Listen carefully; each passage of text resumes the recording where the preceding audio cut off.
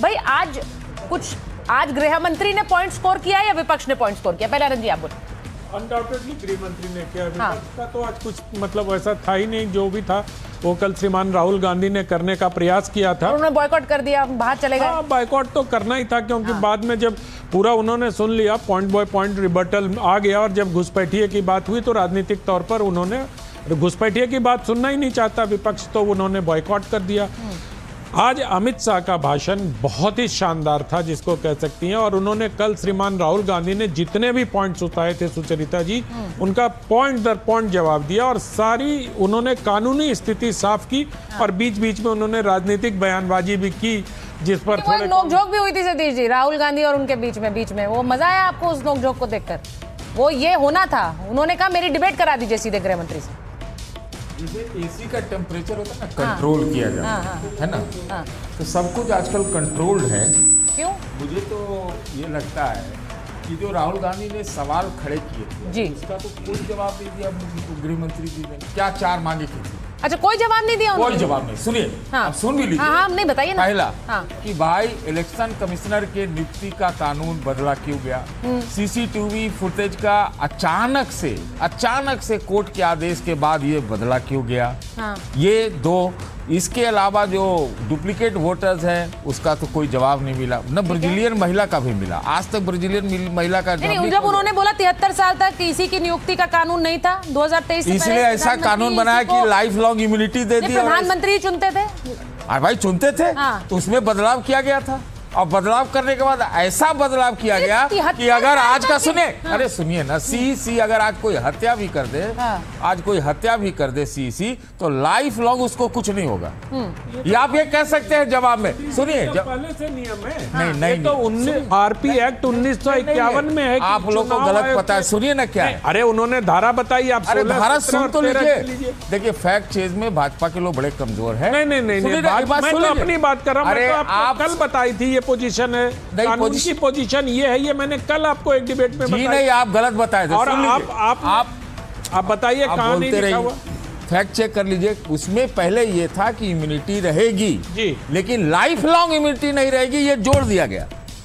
Life long immunity नहीं रहेगी। चुनाव आयोग के किसी व्यक्ति पर कोई मुकदमा नहीं चलाया जा सकता। चुनाव से संबंधित ये आरपी एक्ट में लिखा हुआ है, उसी को सरकार ने रीइंफोर्स किया। दूसरी बात, 1951 के कानून में ये लिखा है ना कि किसी भी चुनावी विवाद का निपटारा 45 दिन के अंदर हो जाएगा। तो 45 दिन से ज्यादा सीसीटीवी लेके करेंगे क्या? ये मैं अब बताता हूँ आपको। हाँ, बताइए। कोर्ट ऑफ रिकॉर्ड होता है सुप्रीम कोर्ट, और उसमें 1932, 34, 35, 36 में भी जो फैसला आया होगा उसका कोर्ट ऑफ रिकॉर्ड है। वो रिकॉर्ड रहना चाहिए। नहीं, आपकी बात ठीक है, एकदम ठीक कर रहे हैं, रहना चाहिए। दादा आप ठीक कह रहे हैं, लेकिन अगर कोई विवाद ही नहीं है तो उन रिकॉर्ड्स का करेंगे क्या? नहीं, विवाद तो होगा भी नहीं, अभी तक तो विवाद होगा ही नहीं। देखिए, कुछ तो भी कर लीजिए। सुनिए, इसमें मुद्दा सिर्फ इतना है, कुछ भी कर लीजिए, हर विवाद का एक ही हल है। कोई विवाद नहीं है, कोई यही फैसला है। नहीं, अगर कोई विवाद नहीं सतीश जी, अगर कोई विवाद नहीं है तो फिर इतनी चर्चा, उस पर जवाब देना, सवाल रोज खड़े करना, रोज सवाल खड़े करे जा रहे हैं, उसके ऊपर रोज जवाब दिए जा रिकॉर्ड रहे हैं। रखने में क्या दिक्कत है? अरे 45 उन्होंने कहा आप कोर्ट क्यों नहीं जा रहे हैं? आप कोर्ट नहीं जाते, सिर्फ प्रेस कॉन्फ्रेंस करते हैं। ये बात सही है कि नहीं सही है? मैं एक बार जरा बाकी मेहमानों पर भी जाती हूँ ना। क्या गृह मंत्री कोर्ट गए एफिडेविट देने?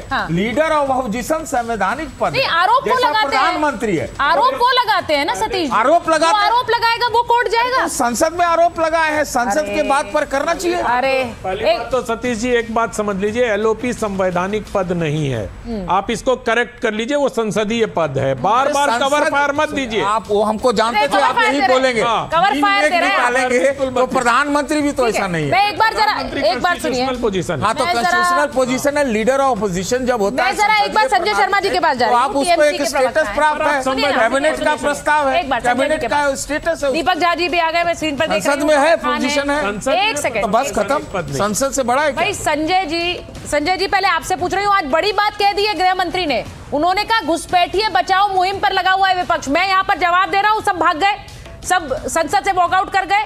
मैं घुसपैठिए की बात करता हूँ तो ये क्यों भाग जाते हैं? ये क्यों समर्थन दे रहे हैं घुसपैठियों को? तो बात ये है कि गृह मंत्री जी आज भाषण में बीच में उत्तेजना से भर जा रहे थे। कल हमने देखा था कि किसी बात पर राजनाथ सिंह जी को बहुत गुस्सा आ रहा था। तो ये बीजेपी को लोग इतने डरे हुए क्यों हैं भाई? आप पूर्ण बहुमत की सरकार है, बहुत ताकतवर आप अपने आप को कहते हो, तो इतना गुस्सा काहे करते हो? एक नंबर 2, आज अमित शाह जी ने एक बात कही, delete, detect and deport. Yes, in 3 D के साथ एक और डी मैं जोड़ देता हूं, जो प्रधानमंत्री जी ने लोकसभा का ये सत्र शुरू होने के पहले जो ड्रामा शब्द का इस्तेमाल किया था, वो ड्रामा। ठीक है, ये ड्रामा कर रहे हैं गृह मंत्री जी। 2014 से भाजपा की सरकार है। आज 2025 में इस वक्त देश के प्रधानमंत्री जी के बाद सबसे ताकतवर मंत्री अमित शाह, गृह मंत्रालय इनके पास है। इनको आंकड़े रखने चाहिए कि मनमोहन सिंह, इनके पहले की जो सरकार थी, उन्होंने कितने लोगों को डिटेक्ट किया, डिलीट किया, डिपोर्ट किया, और इन्होंने कितनों को किया, वो रख देते देश के सामने। तो अच्छा ठीक है, ये जो आपका सवाल है, ये मैं लेकर आरपी सिंह जी के पास जाऊंगी, लेकिन नहीं सुनिए ना, बस मुझे एक बात बताइए, ये जो डिटेक्ट, डिलीट, डिपोर्ट वाली पॉलिसी है, इसका पक्षधर है आप? टीएमसी इसके समर्थन में है? कोई भी शुभ बुद्धि संपन्न व्यक्ति, हाँ, जो देश की संसदीय कार्य प्रणाली में और संसदीय लोकतंत्र में विश्वास करता हो, हाँ, वो कैसे किसी विदेशी घुसपैठियों को और किसी विदेशी वोटर को अपना वोटर मान सकता है और अपना नागरिक मान सकता है? तो फिर आप एसआईआर के खिलाफ क्यों हैं संजय जी? आज गृह मंत्री ने ये भी कहा कि एसआईआर, नहीं आप बात रखिए, मैं सिर्फ सवाल जोड़ रही हूँ उसमें। उन्होंने ये कहा कि एसआईआर विदेशी नागरिकों का तो नहीं हो सकता ना, घुसपैठियों का तो नहीं हो सकता है। तो जब एसआईआर होगा तो उसके साथ साथ घुसपैठियों का भी तो पता चलेगा, तो उसमें दिक्कत क्यों है एसआईआर से? सवाल सबसे बड़ा यही है। हमें दिक्कत नहीं है, मेरी बात अब आप सुन लीजिए जी, कि 2024 का लोकसभा चुनाव जीतने के बाद उसी वोटर लिस्ट में इनको घुसपैठिए मिल गए हैं, और अभी एसआईआर के माध्यम से उन घुसपैठियों को खोजेंगे और देश से बाहर निकालेंगे। ये एक गृह मंत्री के रूप में वो देश की संसद में बयान देते हैं और कहते हैं कि विपक्षी लोग को घुसपैठियों से प्रेम है। अरे जब इतना ही था, एसआईआर करके बिहार में कितने घुसपैठिए आपने बनाए हैं, देश को बताइए तो सही। ठीक है, ये आंकड़े आप छुपा क्यों रहे हैं? आंकड़े छुपा रहे हैं आप? ठीक है, जवाब दीजिए आरपी सिंह जी। आंकड़े आप छुपा रहे हैं, आप बार बार घुसपैठियों के नाम पर ट्रिपल डी बता दिया आज गृह मंत्री ने, लेकिन आंकड़े नहीं बताते हैं। और दूसरी बात, नहीं एक सेकंड सर, और भी मेहमान इंतजार कर रहे हैं ना। संजय जी मैं आ रही हूँ वापस, मैं वापस आ रही हूँ। आरपी सिंह जी इसका जवाब दे दीजिए। आप लोग घुसपैठियों के नाम पर ममता बनर्जी को कह रही है कि वो हार जाएंगे। जी मैं 2-3 नाम पढ़कर सुनाता हूँ जी।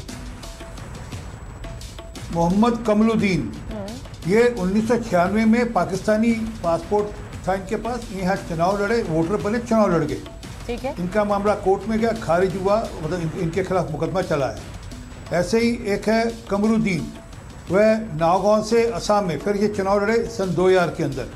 इसी प्रकार एक है करीमुद्दीन बहुबरिया, 2021 की असेंबली चुनाव में चुनाव लड़ने की कोशिश की, मुकदमा चल रहा है, ऐसे तो कई नाम है जो ओपन है सोशल मीडिया में, कि हम बता सकते हैं। संजय जी दीजिए, जब आप बोल रहे थे वो नहीं बोले, एक एक करके बात करिए। कलकत्ता के बॉर्डर पर, कलकत्ता के पास करीमपुर में, खुद आपके चैनल में करिए, बाकी सब चैनल ने कवर किया कि किस प्रकार से घुसपैठिए भाग रहे हैं, अपना घर छोड़ कर भाग रहे हैं। उन्होंने ये भी कहा कि हमको टीएमसी ने वोट बनाया, हमारा टीएमसी ने वोट बनाया, हम टीएमसी को वोट देते थे। उनके ऑन रिकॉर्ड वीडियोस हैं, और सोशल मीडिया पे नहीं, मेन चैनल्स पे चले हैं।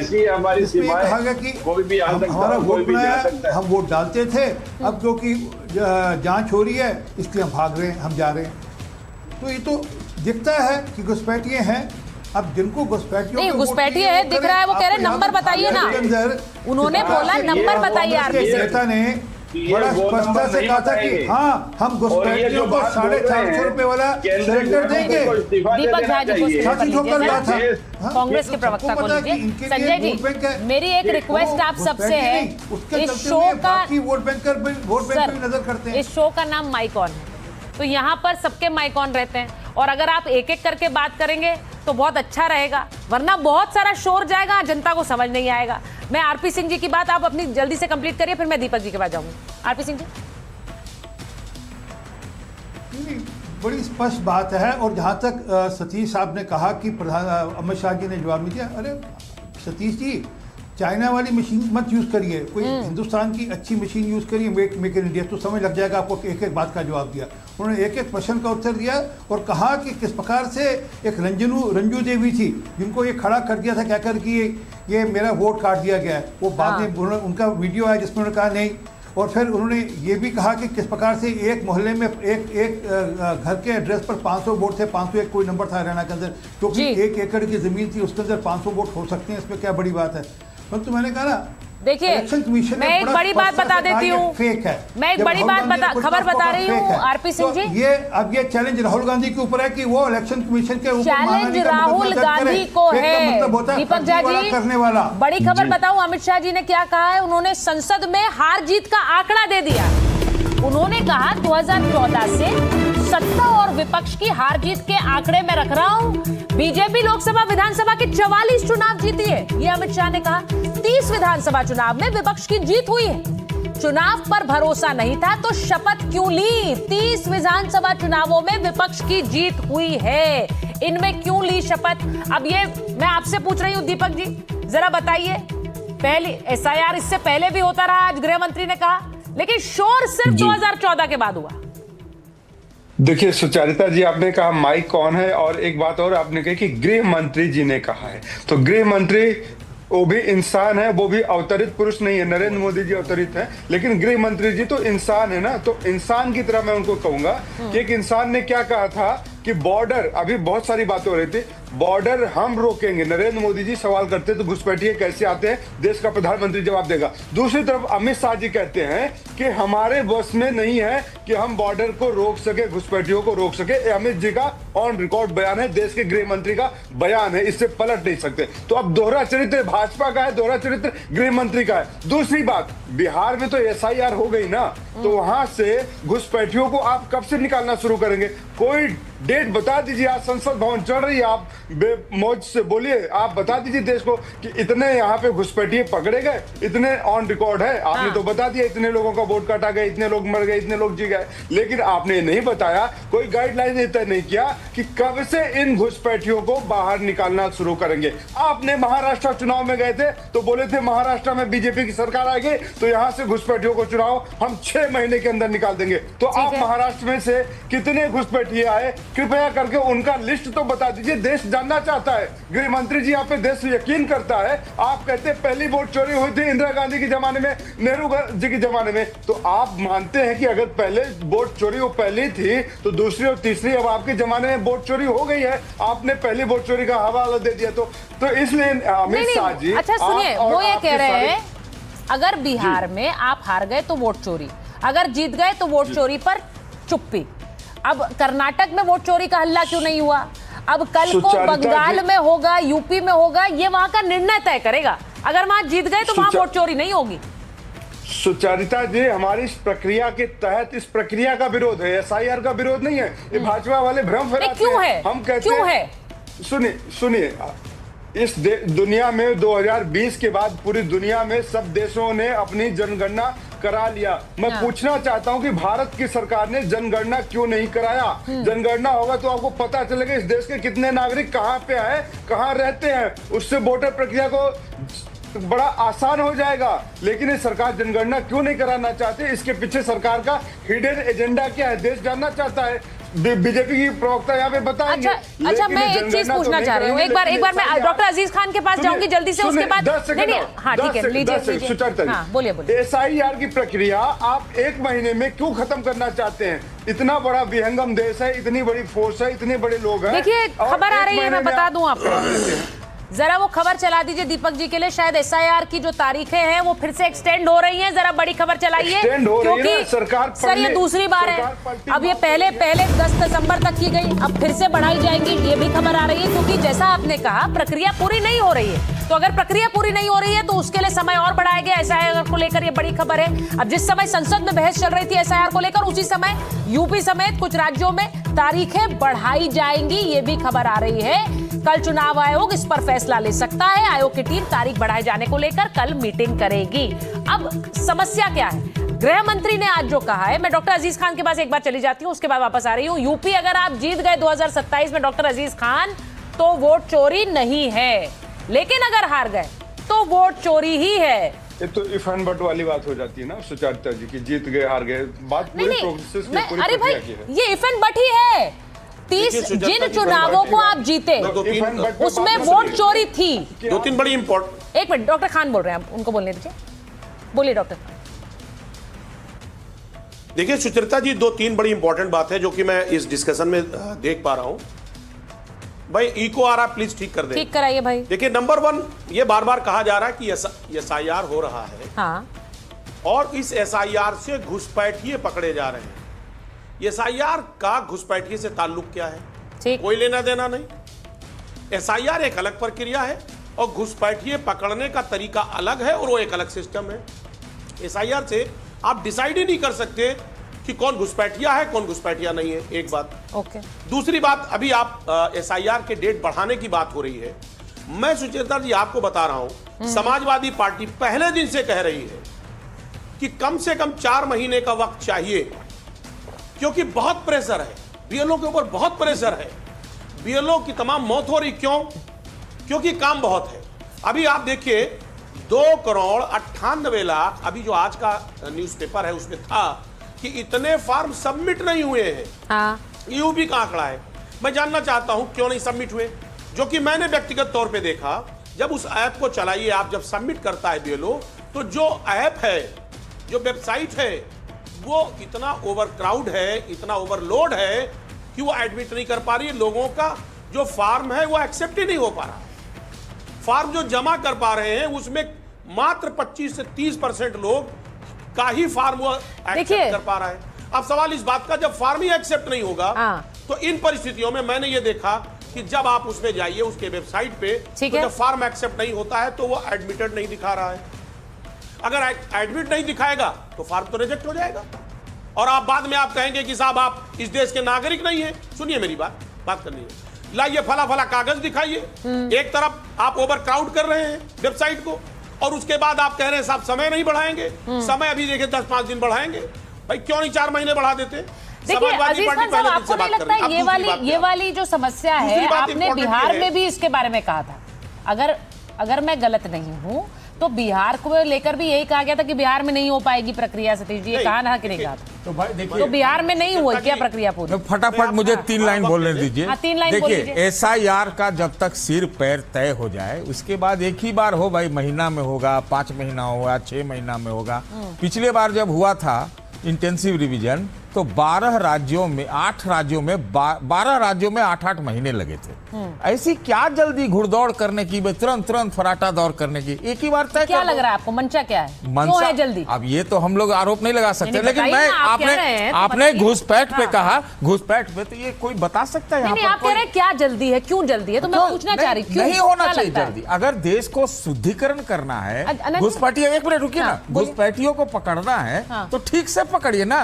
12 साल में 11,000 मिले इनको घुसपैठिए, इससे बढ़िया तो मनमोहन सिंह में 90,000 मिल गए थे। और घुसपैठियों की अगर जहां तक बात है तो असम को क्यों छोड़ दिया गया है जहां 16 लाख चिन्हित है? क्योंकि वहां पर एनआरसी वाला शोर है। वैसे तो वो पूरे देश में हो गया शुरू। अखिलेश जी से लेके ममता बनर्जी एनआरसी कह रही है, एसआईआर कह ही नहीं रही है। वो सतीश जी जब उत्तेजना में आते हैं ना तो थोड़ा भूल जाते हैं। 2003 में जो 8 महीने लगे थे सुचरिता जी, उस समय टेक्नोलॉजी इतनी एडवांस नहीं थी, उस समय ऐप नहीं था, उस समय वेबसाइट पे अपलोड नहीं होता था। तो अगर आपको याद हो तो 2004 में पहली बार इस देश में सबसे ईवीएम का प्रयोग आरंभ हुआ है ना। उसके पहले बैलेट से होता था। तो क्या हम कहें कि चुनाव प्रक्रिया 3 साल चलनी, मतलब 3 महीने तक चलनी चाहिए? ये तो कोई बात नहीं है ना। समय के साथ अजीज खान ने ठीक पूछा ना भाई, कितना टेक्नोलॉजी बढ़ गया तो 15 साल से देश में जनगणना ही नहीं हुआ है, उसको कर ले 10-20 मिनट। जनगणना तो 21 में होना था, 21 में कोरोना था, ठीक है, 21 में कोरोना था और जनगणना की प्रक्रिया आरंभ हो चुकी है, 27 तक खत्म हो जाएगी। जनगणना कमिश्नर नियुक्त हो चुका है। पूरी बात तो बताइए, आधी बात बता के जो भ्रमित करते हैं। और राहुल गांधी को आप लोग कवर फायर मत साल की बात कर रहे हैं भाई, 15 साल नहीं, मैं 2 सवाल पूछूंगी। आज एक हंगामा बड़ा एक और बात पे था। ड्यू था। तो लास्ट टाइम कब हुआ था? 11 में। 1 मिनट, वो पहले ही हुआ होगा ना, वही बात कंप्लीट नहीं कर रही थी। अब तो 16 साल हो जाएंगे। सुनिए मैं डॉक्टर खान के पास पहले जाऊंगी। दीपक जी आ रहे हैं उसके बाद, क्योंकि आज एक और हंगामा था। एक और हंगामा हुआ जिस पर भी बात करनी है, लेकिन अजीज खान साहब, ये जो उन्होंने कहा कि 30 चुनाव ऐसे हैं जहां पर विपक्ष जीता है, उस पर नहीं कोई शोर था, उस पर कभी वोट चोरी की बात नहीं होती है, वहां पर सन्नाटा हो जाता है एकदम से। या तो मानिए कि वोट चोरी करके आप लोग भी जीते जहां विपक्ष जीता। कैसे हो रहा है ये? 30 और 45 का आंकड़ा है। देखिए सुचेता जी, देखिए सुचेता जी बहुत स्पष्ट है। समाजवादी पार्टी का विजन और मिशन बिल्कुल क्लियर है, आईने की तरह साफ है। हमने पहले भी कहा और आज भी कह रहा हूं कि हम चुनाव जीत जाएं या हार जाएं, ईवीएम पर सवाल था और है और रहेगा। तमाम जो डेवलप्ड कंट्री हैं, जर्मनी ले लीजिए, फ्रांस ले लीजिए, इटली ले लीजिए, ये सब पे ईवीएम से चुनाव नहीं होता है।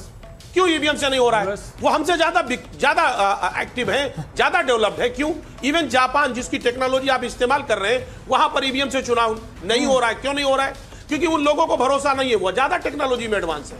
हम क्यों ज्यादा इसके पीछे पड़े हैं?